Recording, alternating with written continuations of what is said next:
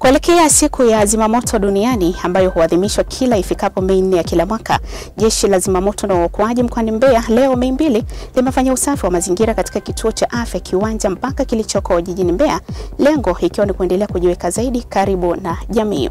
Chama cha Wanasheria Tanganyika TLS katika ripoti yake kwa vyombo vya habari leo Mei 2 kimesema kimebaini ukiukwaji mkubwa wa haki za binadamu katika tukio lililotokea Aprili 24 na 28 mwaka huu katika Mahakama ya Hakimu Mkazi Kisutu jijini Dar es Salaam, baada ya wafuasi na wanachama wa Chama cha Demokrasia na Maendeleo Chadema kufika mahakamani hapo kusikiliza kesi ya Tundu Lissu.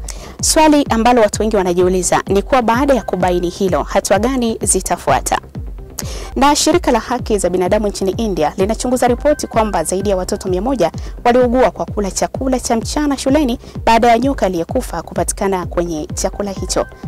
Hata hivyo, inasemekana mpishi huyo bado alitoa chakula hicho cha mchana kwa wanafunzi licha ya kumuondoa mnyama huyo kutoka ndani ya sufuria. Katika michezo rasmi, Mbeya City imeungana na Mtibwa Sugar kurejea ligi kuu Tanzania bara baada ya siku ya jana kuifunga timu ya Cosmopolitan mabao 5-0. Je, ni nini hatima kwenye ligi kuu bara dhidi ya timu ya Mbeya City?